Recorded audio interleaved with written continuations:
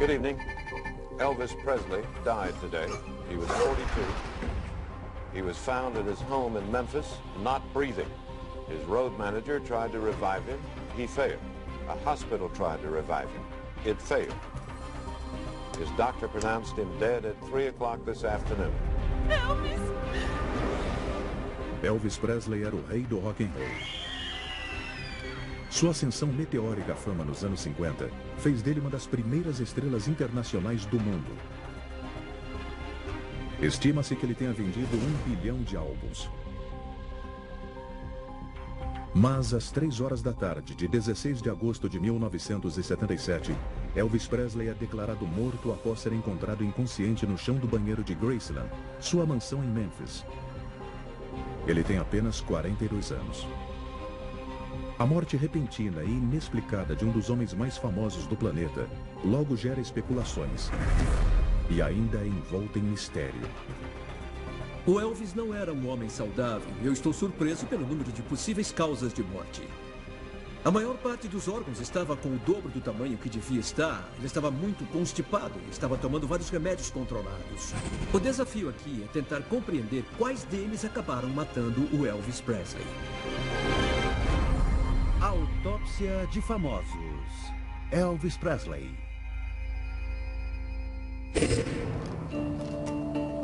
O renomado patologista forense Richard Shepard realiza autópsias de grande repercussão há mais de 25 anos. Ele foi o especialista que trabalhou nas mortes da princesa Diana, das vítimas dos ataques de 11 de setembro e na investigação do Domingo Sangrento. Esses são os documentos médicos que relatam a autópsia do Elvis e que, junto com outras informações que eu consegui, fornecem várias pistas de como Elvis levava a sua vida. E também revelam o motivo de sua morte precoce. Poucas horas depois de Elvis ter sido declarado morto, uma necropsia foi realizada em seu corpo. Mas, como a mídia de todo o mundo aguardava uma resposta, o resultado foi anunciado antes que o exame fosse concluído. Basically, it is a natural death and due to the cardiac arrhythmia, which is an irregular beating of the heart. Quase todo mundo morre como resultado de uma arritmia cardíaca que precede a parada final do coração. A questão é, o que causa essa arritmia? Quase 40 anos depois, mitos e lendas ainda cercam a morte de Elvis Presley. Mas o que realmente aconteceu durante as horas finais de sua vida? 4 da tarde, 15 de agosto de 1977, Graceland, na cidade de Memphis. Elvis acorda ao lado de sua noiva, Ginger Alden, de 21 anos e vencedora de concursos de beleza em Memphis. Ele agora entra nas últimas 24 horas de sua vida. Começar o dia no meio da tarde é típico do estilo desordenado de Elvis.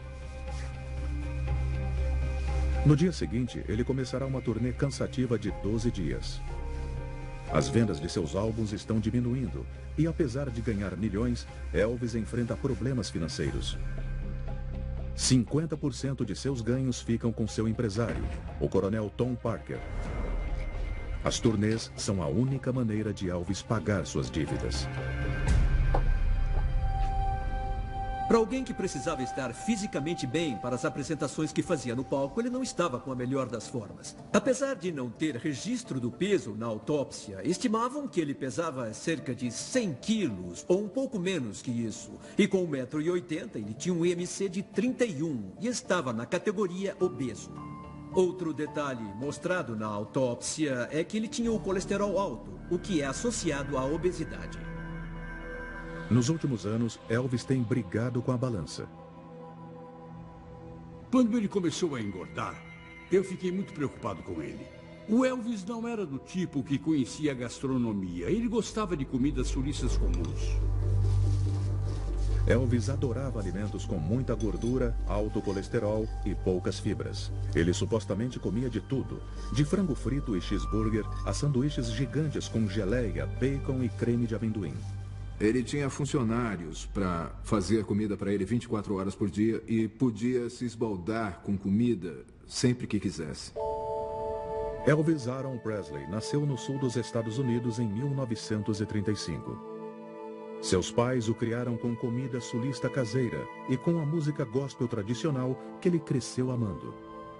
Quando eu conheci ele, a gente tinha 12 anos e foi na aula de música do 2º grau. Eu não sabia o que era, mas eu pensava, esse cara é meio diferente. Em 1954, o rock and roll nasceu quando Elvis Presley, com 19 anos, surpreendeu o mundo com seu primeiro sucesso, That's Alright Mama. A música nunca mais seria a mesma. A personalidade do Elvis mudou quando ele pisou naquele palco. Ele virou um cara diferente e ele me chocou um pouco, porque eu não sabia que ele tinha tanto ritmo. Elvis conseguiu emplacar 18 singles no primeiro lugar e vendeu estimados 1 bilhão de álbuns. Se o Elvis cantasse no palco na sua frente, você ia pensar que ele estava cantando só para você. Isso é um dom. Ele era um homem lindo. Eu nunca vi uma foto que fizesse jus à aparência que ele tinha. Mas quando entrou na casa dos 40 anos, Elvis mostrava sinais claros de declínio físico e mental. As imagens icônicas do Elvis sempre mostraram os seus cabelos pretos. Mas a autópsia revela que o cabelo dele foi tingido. Quando eu examinei o couro cabeludo do Elvis, o primeiro meio centímetro dos fios estava branco. O chefe de investigação médica, Dan Warlick, desempenhou um papel vital na autópsia de Elvis Presley.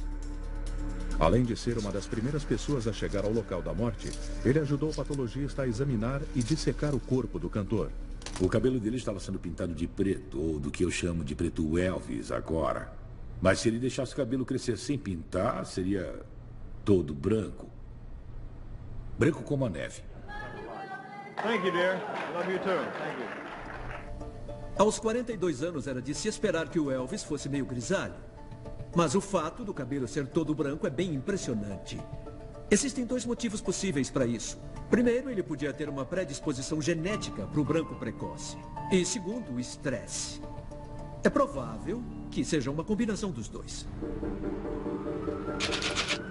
Memphis, cerca de 8 da noite, 15 de agosto de 1977. Os amigos e funcionários de Elvis, conhecido como a Máfia de Memphis, se reúnem em sua casa, Graceland. Na noite seguinte, eles cairão na estrada para a turnê, mas Elvis não subirá ao palco. Elvis tem também a companhia de sua filha de 9 anos, Lisa Marie, de seu casamento com Priscilla Presley, e de seu pai, Vernon. Eu me lembro do comentário. Está vendo tudo isso e o que eu tenho que fazer? Eu preciso cuidar de tudo para todo mundo continuar fazendo o que faz. Ele tinha grandes responsabilidades. Elvis sustentava muitos de seus parentes e amigos, e alguns deles moravam com ele em Graceland. Além disso, ele ainda mantinha 5 empregadas, um médico, enfermeiras, cozinheiras, seguranças, cabeleireiros pessoais e um piloto. A conta bancária do Elvis, quando ele morreu, tinha um pouco mais de $1 milhão. As pessoas diziam, nossa, ele só tem $1 milhão. Para onde foi todo o resto? Ele dava Cadillacs de presente. Ele me deu 2 Cadillacs e me pagou 2 cirurgias. Ele gostava de presentear, era generoso até demais. E se soubesse que você precisava de alguma coisa, mas tinha medo de pedir, ele se oferecia para te dar.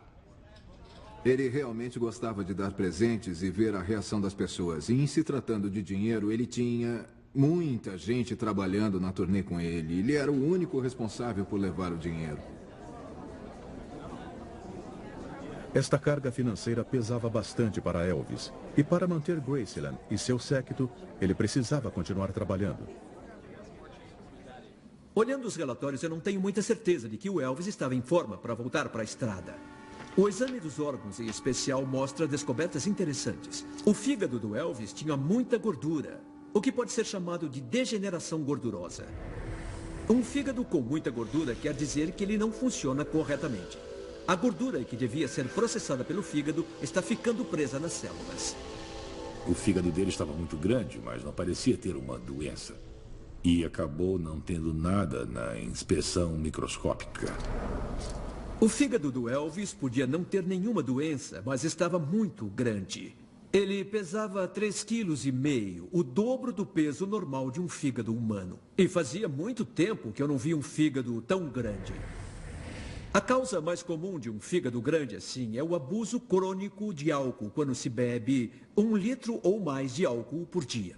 O Elvis tinha uma espécie de estigma mental quando o assunto era álcool. Ele achava que era uma coisa que ele não queria usar. E um dos motivos dele não beber era ver como as pessoas se comportavam alcoolizadas, e tinha muito alcoolismo na família dele. Bom, se eu excluir o álcool, há outras várias causas possíveis para gordura no fígado. E a segunda mais comum é o abuso de drogas.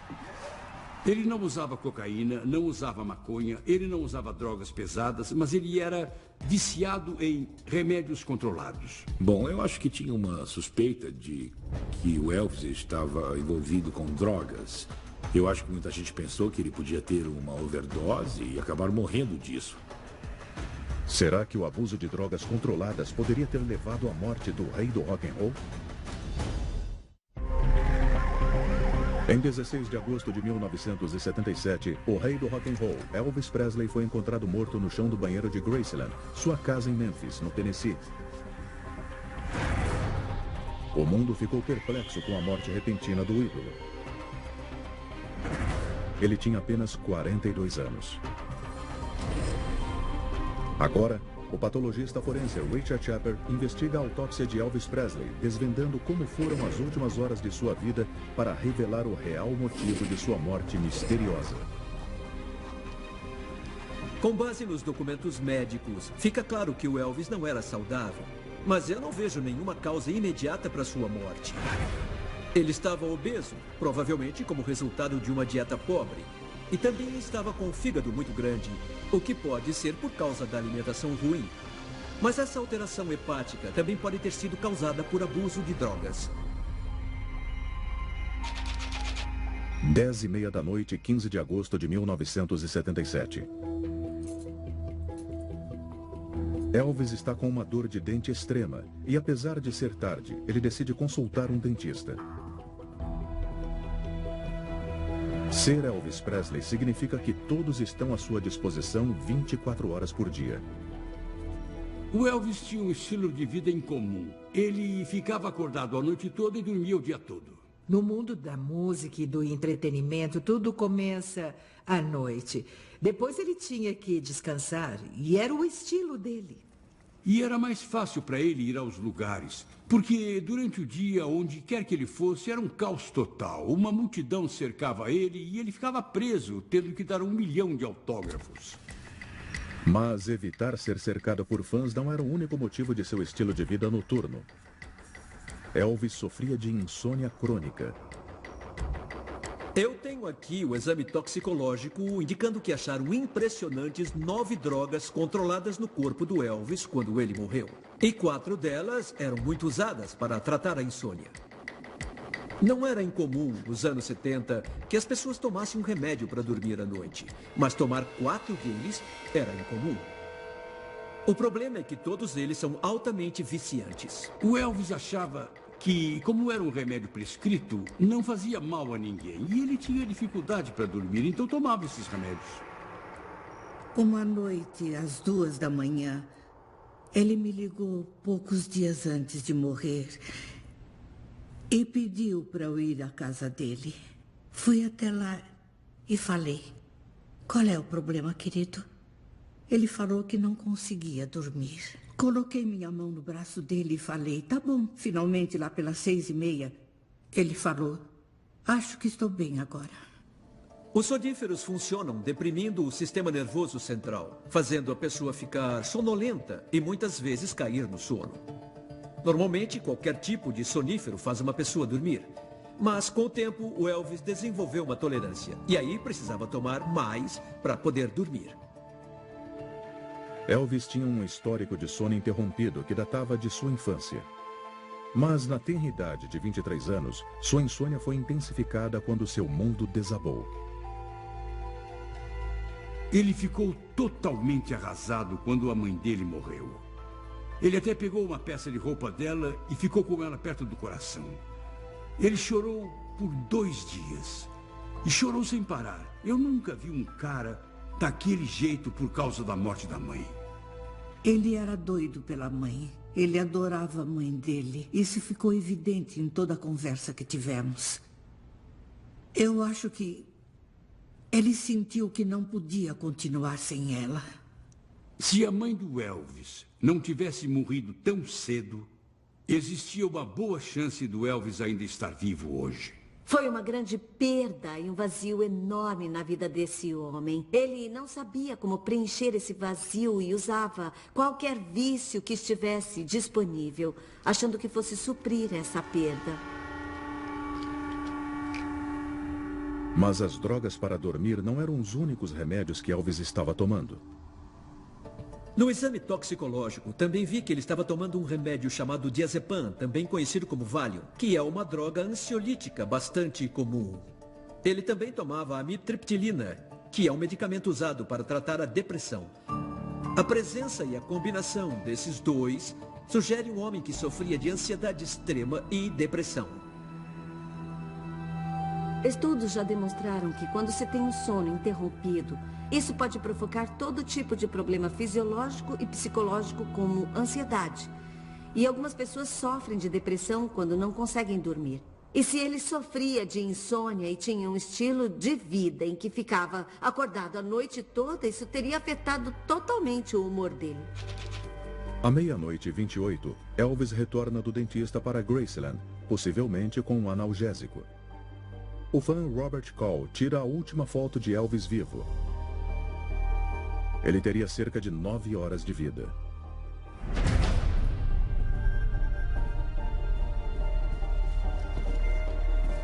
Quando eu vi o exame toxicológico, percebi que o Elvis tinha o analgésico codeína na corrente sanguínea. Normalmente eu não ficaria preocupado, mas ela estava presente em níveis perigosamente altos. E a presença dessa droga numa quantidade tão alta indica que ele devia estar sentindo uma dor considerável. Quando algo tem tudo para dar errado e você decide pagar para ver... Mas a dor de dente não era o único incômodo a afetar Elvis Presley. Ele estava escondendo um segredo excruciante por trás de seus lendários óculos escuros. Analisando os relatórios médicos, eu percebi que o Elvis estava sofrendo de uma doença ocular agonizante, conhecida como glaucoma. O glaucoma ocorre quando existe algum tipo de obstrução no sistema de drenagem dos olhos, o que aumenta a pressão intraocular e pode causar muita dor. Essa dor nos olhos e a dor de dente podem ser o motivo para ele ter tomado tanta codeína. Então ele era um homem que tomava vários medicamentos, de remédios para dormir a analgésicos, todos eles com efeito sedativo e todos eles depressores do sistema nervoso central. Eu até me pergunto como é que ele conseguia sair da cama. 2:15 da manhã. Elvis liga para seu médico pessoal, George Nikolopoulos, conhecido como Dr. Nick. Sabe que eu tô com muita dor de dente. Murmurando e um tanto confuso, ele consegue pedir mais remédios ao Dr. Nick, incluindo analgésicos. O médico, leal, prontamente arranja uma prescrição. Eu tenho uma cópia da prescrição que foi feita pelo Dr. Nick para o Elvis na noite anterior à morte. É uma mistura estranha de medicamentos, mas o mais interessante é que 2 deles são anfetaminas. Dextroanfetamina e bifetamina. Basicamente são estimulantes legalizados. Nenhuma dessas drogas estava presente no corpo do Elvis quando ele morreu. Mas a prescrição dessas drogas me leva a acreditar que o Elvis precisava de estimulantes para neutralizar o efeito de todos os remédios sedativos que ele tomava. Ele tomava remédio para dormir e aí começou a tomar vários deles. Então, quando ele acordava no dia seguinte, precisava tomar remédio para ficar acordado. Isso cobrou um preço dele. Analisando a evidência médica, fica claro que o Elvis usava essas drogas para poder funcionar. Calmantes para dormir e estimulante para ficar acordado. Nós agora sabemos que é muito perigoso usar drogas dessa maneira e que isso causa danos físicos e psicológicos a longo prazo. Eu acho que foi preciso disso para controlar minha vida, para isso estar me controlando. Mas ele pode não ter reconhecido quando isso aconteceu com ele. Elvis podia estar usando vários medicamentos controlados para regular seu estilo de vida, mas, com exceção da codeína, eles estavam presentes em baixas quantidades. Nenhum deles, isoladamente, põe a vida em risco. No entanto, havia uma droga potencialmente letal no organismo de Elvis. O exame mostra que o medicamento mais forte e mais perigoso que o Elvis estava tomando era o Demerol, que tem como ativo a meperidina ou a petidina. Ele é um opiáceo similar à heroína. É uma droga que age diretamente no cérebro para controlar a dor. O Demerol é extremamente potente e só costuma ser prescrito em hospitais para pacientes que sofrem lesões graves. Então, por que Elvis o estava tomando? Depois da morte de sua mãe, 16 anos antes, a segunda grande tragédia de sua vida foi o divórcio de Priscilla Presley em 1973. Como resultado, Elvis ficou deprimido e engordou rapidamente. Pode ser que ele tenha sentido mais uma perda na vida depois da mãe dele e de outras coisas, mas eu acho que o que deve ter ferido ele foi o fato de outro homem chegar e afastar a Priscilla dele. Foi uma coisa de orgulho masculino, de ego ferido, e as pessoas olhavam e falavam, nossa, o Elvis perdeu a esposa. Mas acredita-se que o divórcio tem a ligação com o vício de Elvis no potente sedativo Demerol. O Demerol é um remédio muito potente e, tomando ele, o Elvis podia se sentir desorientado e tonto. É uma droga associada ao vício. Numa overdose pode causar a morte. Mas essa droga não estava presente no sangue dele, só estava no fígado e nos rins. Então ele não tomou nas últimas 24 horas de vida. Por isso o Demerol não teve um papel direto na morte do Elvis. 3 horas da manhã. Elvis liga para seu meio-irmão Rick Stanley, pedindo que ele pegue a prescrição médica. Elvis escondia outro segredo. Ele obtinha medicamentos controlados de várias fontes. O Dr. Nick era um bom médico, mas tinha 2 médicos ruins que mandavam remédios para Graceland e os funcionários de lá davam para o Elvis. O Dr. Nick descobriu isso, então ele ligava para a gente e a gente ia lá à tarde da noite, tirava o medicamento das cápsulas e colocava açúcar no lugar. Mas o Elvis percebeu, porque o remédio não estava fazendo efeito. Se o Elvis não conseguia o que queria com o Dr. Nick, ele pedia para outro médico. Então o Dr. Nick falou, eu vou ficar por perto e tentar controlar isso. As pessoas achavam muito difícil falar não para o Elvis Presley. Ele controlava os médicos dele e dizia exatamente o que eles deviam receitar para ele. O foco exclusivo era conseguir o que eu preciso para ajudar a me manter. E um estado de negação de que ele estava abusando das drogas e que fazia de tudo para conseguir elas. Ele não ia bem num show porque não conseguia falar direito ou tinha problemas com os passos. Ele se esquecia das letras, mas até se saía bem, porque ria disso e o público pensava, tá bom, entendemos a piada, beleza. Mas não era uma piada, era ele que estava fora de forma nos últimos anos. 4 da manhã, 16 de agosto de 1977. Elvis tem somente horas de vida. A maior parte das pessoas em Graceland, a casa de Elvis, está dormindo, incluindo seu pai Vernon e sua filha Lisa Marie. Mas Elvis está totalmente alerta. Por mais bizarro que seja, ele decide jogar raquetebol. Seu primo Billy Smith e a esposa Joe estão acordados e vão jogar com ele. Elvis acha que praticar o esporte vai reduzir seu peso e mantê-lo em forma. Ele se sente pressionado, já que deve subir ao palco em Portland, no Maine, na noite seguinte, iniciando sua turnê. Eu acho que voltar para o palco deu o incentivo e a vontade de perder peso e voltar à forma. Mas foi tarde demais. 4:30 da manhã. Apesar de a intenção de jogar raquetebol ser boa, o efeito no corpo de Elvis não foi. Jogar raquetebol com certeza teria ajudado o Elvis a perder peso e entrar em forma. Mas a autópsia mostra que o coração dele tinha aumentado e as artérias do coração tinham um estreitamento de 50% devido a depósitos de gordura nas paredes. É uma doença conhecida como aterosclerose, comumente associada ao colesterol alto no sangue. E nós sabemos que o Elvis estava com o colesterol alto. Esse acúmulo de gordura nas paredes dos vasos sanguíneos impede que o sangue flua de maneira adequada pelo órgão e ele passa a perder a eficácia. É o caso específico do coração. Então o Elvis estava obeso, com o colesterol alto e o coração danificado. Isso significa que qualquer atividade física ou rotina de exercícios devia ser planejada com cuidado. 4:35 da manhã. Elvis vai à sala de piano com seu primo Billy, a esposa dele Joe e sua noiva Ginger. Como o astro de sempre, ele não resiste a entreter o grupo no piano. E foram as duas últimas músicas que ele cantou. O Billy falou que ele cantou Blue Eyes Crying in the Rain, uma música do Willie Nelson, e também Unchained Melody.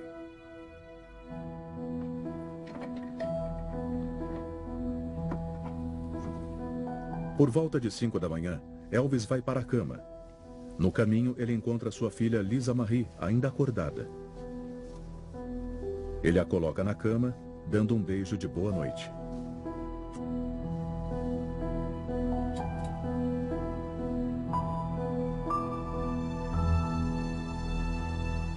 Por que não tenta dormir? Eu vou tentar. Em seu quarto, Elvis liga para Rick, exigindo mais remédios para dormir. Rick entrega a primeira leva e Elvis tenta adormecer. O único arrependimento que eu tive olhando para o tempo que passei com o Elvis foi o fato de não conseguir ajudar ele. Você tenta ajudar uma pessoa, ela recusa ajuda, você vai embora e a porta bate na sua cara. Bom, algumas pessoas falavam para ele, você não está bem, precisa cuidar da sua saúde, tire um tempo de folga. Mas o Elvis levou uma boa parte da vida achando o seguinte, a vida é minha, eu estou no controle, valeu pela dica, mas não obrigado. Ainda acordado às 7 da manhã, Elvis liga para Rick pedindo mais uma leva de soníferos. Depois, ele ainda não consegue dormir. Eu não consigo pegar no sono. Cerca de 1 hora depois, ele pede uma terceira leva.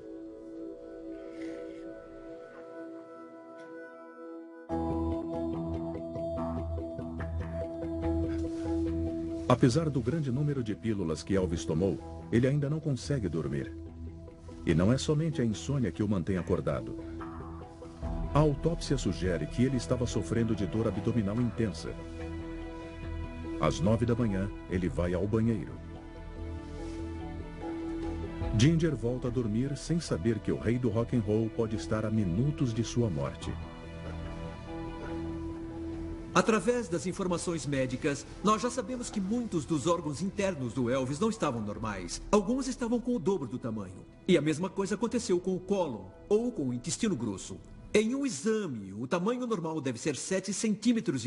O do Elvis estava distendido com quase 13 centímetros e estava cheio de um material cinzento parecido com giz. Ele provavelmente não defecava fazia vários dias. Isso pode ser muito desconfortável e até muito doloroso. E este problema potencialmente perigoso era conhecido. Parecia argila no intestino dele. Eu acho que ele não ia conseguir. Eu acho que seria necessária uma intervenção médica muito séria para limpar o órgão. O Dr. Nick tentou levar alguns médicos para Memphis para operar o Elvis e reduzir o cólon dele. E eles falaram, temos medo de operar o Elvis. O homem é um aço. Se acontecer alguma coisa, vamos ter problemas. Então, não operaram. Ele tentou resolver com remédios, mas não adiantava e foi ficando pior. Quando se toma um analgésico opiáceo, como a codeína, em algum antidepressivo, eles podem ter um efeito no sistema digestivo, fazendo ele ficar muito lento. Em outras palavras, o trânsito intestinal normal fica afetado. E o intestino fica inchado de tantas fezes, podendo se distender. Nós podemos ver que isso aconteceu com o Elvis, e ele com certeza tinha um caso extremo de constipação. 9h05 da manhã. Agora, Elvis deve estar sentindo um desconforto extremo e nenhum movimento em seu intestino. Ele estava lendo um livro, e não era o tipo de livro que alguém dorme enquanto lê. Ele falava sobre posições sexuais de acordo com os signos do zodíaco. Em algum momento, Elvis cai no chão.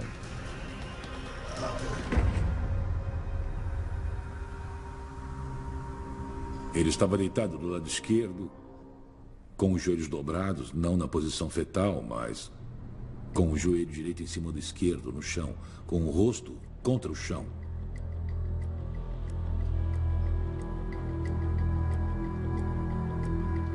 Por volta de 2 horas da tarde, Ginger acorda e percebe que Elvis ainda não saiu do banheiro.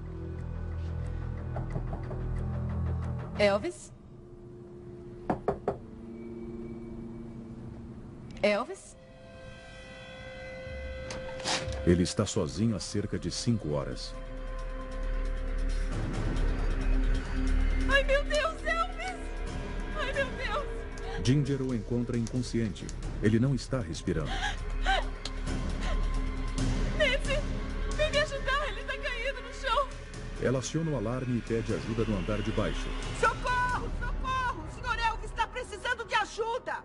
A empregada em serviço chama Al Estrada, um dos seguranças de Elvis, e Joe Espósito, seu produtor de shows. Eles viram Elvis, mas seu corpo está rígido e frio. Seu rosto e pescoço estão azuis. Eles tentam realizar a reanimação cardiopulmonar, mas sua mandíbula está muito dura e não abre. Eu acho que o Joe e o Al estavam vendo os primeiros sinais do rigor mortis, que é o endurecimento dos músculos que acontece por causa de uma alteração química em seu interior. E começa 3 ou 4 horas depois da morte. Analisando, eu acho que fica claro que o Elvis estava morto quando eles entraram no banheiro. Mas eles agiram bem em tentar a reanimação porque não tinham certeza. O pai de Elvis, Vernon, ouve a comoção e corre até o banheiro. Ai, meu Deus, Elvis! O Vernon ficou completamente perturbado com o que viu e ficava falando, por favor, não morra, por favor, não morra. Ele viu a condição do Elvis e já devia saber que aquilo não ia terminar bem. A Lisa Marie chegou, tentou entrar no banheiro e perguntou o que houve com meu pai. E a Ginger impediu.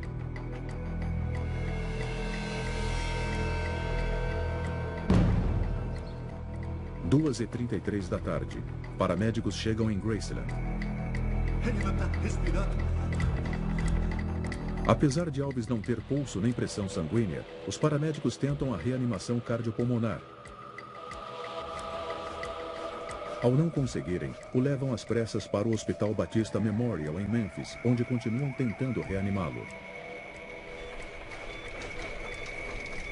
Eu entrei no setor de emergência. Era tão evidente para mim que ele tinha morrido há muito tempo, mas estavam tentando reanimar. Eu falei, por favor, parem, não façam isso com ele. Como não perceberam que ele estava morto só olhando para ele? Por volta das 3 da tarde do dia 16 de agosto de 1977, Elvis Presley é declarado morto. O mundo lamenta a morte chocante do rei do rock and roll. Elvis Presley died today. He was 42. He was found at his home in Memphis, not breathing. Naquela hora eu senti como se alguém tivesse cravado uma faca no meu coração. Eu nunca senti nada igual na vida. Eu comecei a tremer e todo mundo começou a chorar. O Vernon Presley me deu um abraço e falou: George, nós o perdemos. Eu perdi meu filho e você, seu melhor amigo. Foi a coisa mais triste que eu já vi em toda a minha vida. Eu fiquei pasma. Fiquei totalmente pasma. Por que nós não vimos isso? Que ele estava tão doente. Quando você vê alguém com frequência, você não percebe. Ele era uma influência muito forte na minha vida. E eu sempre pensei nele como um ser supremo que sempre estaria com a gente. Foi um dia muito triste. A autópsia de Elvis Presley foi realizada no dia 16 de agosto de 1977, às 7 da noite. Mas antes de ser concluída, com a mídia do mundo todo aguardando notícias, uma declaração extraordinária foi divulgada. Tinha umas 1000 pessoas do lado de fora do hospital. Todos os meios de comunicação queriam saber o que tinha acontecido. Anunciaram que uma autópsia tinha sido feita, mas nós ainda estávamos nela. O Dr. Francisco apareceu e anunciou: determinamos que o Elvis Presley morreu devido a uma arritmia cardíaca repentina. Basically, it is a natural death and due to the cardiac arrhythmia, which is an irregular beating of the heart. Eu sei que isso surpreendeu os patologistas do Hospital Batista e que eles ficaram muito chateados com isso. É bem possível que o Elvis tenha sofrido uma arritmia cardíaca antes de morrer. Mas uma arritmia cardíaca não pode, sozinha, ser a causa de uma morte. E é impossível diagnosticar uma arritmia depois que alguém morreu e o coração parou de bater. Então, a principal pergunta aqui é: o que fez com que o coração do Elvis parasse de bater?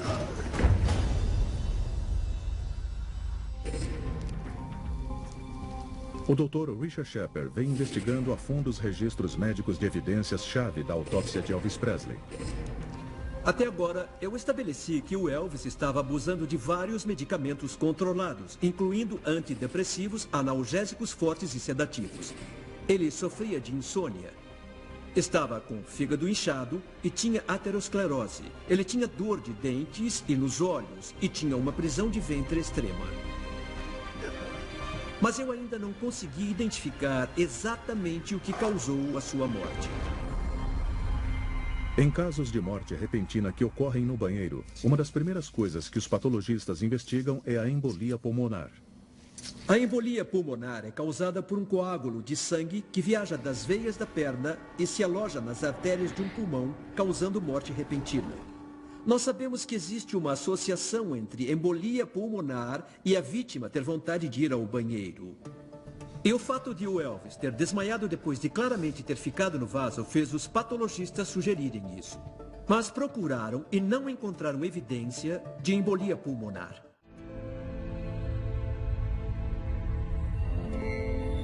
O mais temido predador da Terra.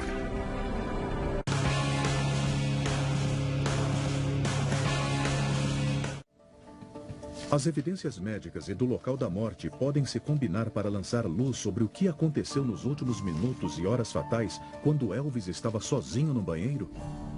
A percepção pública foi de que ele morreu de overdose, porque o Dr. Nick escrevia montes e montes de receitas para tudo que ele queria. O exame toxicológico realmente indica que Elvis estava tomando várias drogas prescritas. Mas, quando o chefe de investigação médica, Dan Warlick, foi até o local da morte em Graceland, não encontrou sinais de pílulas no banheiro. Isso pareceu meio suspeito. Eu acho que alguém imaginava que ele podia ter uma overdose em algum momento. Então, existia um plano de contingência para lidar com aquilo se ele tivesse uma overdose e morresse. Dan Warlick não conseguiu descobrir nenhum sinal de abuso de drogas controladas. Mas foi capaz de fazer observações chocantes no local da morte, que ajudam a revelar por que e como Elvis morreu. Onde ele foi achado, eu consegui me deitar na mesma posição em que o corpo estava, com base na umidade do chão, onde a boca dele ficou e vazou alguns fluidos no piso. Meus pés ficaram a 1 metro de distância da privada onde ele estava antes de morrer. E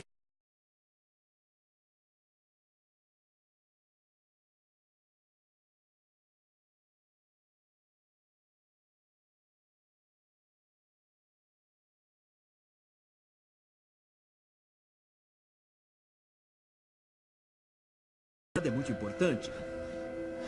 Quando uma pessoa morre de overdose, é comum que tenha uma hipoventilação que resulta em privação de oxigênio no cérebro. Então ela pode ficar inconsciente e, se estiver sentada no vaso, vai simplesmente cair no chão bem à sua frente. Mas o fato de ele ter levantado, ter derrubado alguns frascos da pia e soltado o livro, cambaleando antes de cair, sugere que ele pode ter ido procurar ajuda. Então ele teve consciência de alguma perturbação, dor ou anormalidade. E, na minha opinião, isso sugere que houve um problema cardíaco. O Dr. Shepard encontrou outras evidências para sustentar a teoria de que a morte de Elvis não foi diretamente ligada às drogas. O Elvis estava com o fígado extremamente grande. E isso pode ter sido causado pelas várias drogas controladas que ele estava usando. E pode ter ligação com a dieta pobre e com alto nível de colesterol. Mas existe outro motivo para o fígado inchar tanto. E seria a insuficiência cardíaca que causa um acúmulo de fluidos que acabam obstruindo o fígado. Elvis possuía um estreitamento grave das artérias que forneciam sangue ao coração. Elas estavam obstruídas por depósitos de gordura chamados ateroma. Mas tinha outro problema com o coração do Elvis, que também estava muito grande. Muito provavelmente devido a uma hipertensão de longo prazo que fez com que o músculo ficasse mais grosso para bombear o sangue com uma pressão mais alta pelo corpo. O coração do Elvis estava tão grande que pesava 520 gramas e o coração normal de um homem pesa 350. Isso indica que a situação era grave e que era provável que ele tivesse um problema cardíaco muito sério. O Dr. Shepard descobriu que havia tantas coisas erradas com Elvis que ele estava prestes a entrar em colapso e morrer a qualquer momento. Então, quando Elvis se sentou no vaso sanitário para defecar, naturalmente ele aumentou a pressão no abdômen e no peito. E isso teria resultado em uma alteração fisiológica chamada manobra de Valsalva. A manobra de Valsalva, na verdade, é qualquer coisa que aumente a pressão do abdômen e do peito. Pode-se fazer força para defecar, ou para dar à luz, ou para limpar o nariz quando se mergulha. A questão é que a pressão aumenta e reduz o retorno de sangue para o coração através da veia cava, a principal artéria da parte inferior do corpo. E a chance de um problema cardíaco nessa hora cresce bastante. Fazer força para ir ao banheiro quando estava constipado causou uma mudança no fluxo do sangue e fez o coração falhar naquele momento. Então ele desmaiou e morreu.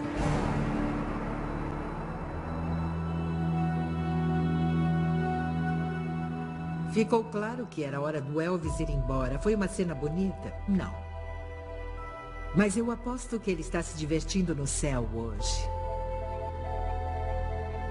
O Elvis Presley sempre vai ser lembrado como o maior artista que já viveu. Ele vendeu 1 bilhão de álbuns. Ninguém na história da indústria da música vendeu 1 bilhão de álbuns. Ele me perguntou uma noite, você acha que as pessoas vão se lembrar de mim? É claro, querido, vão se lembrar de você.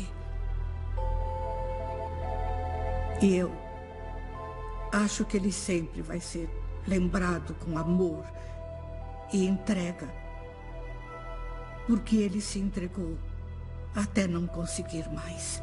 Versão brasileira, Vox Mundi.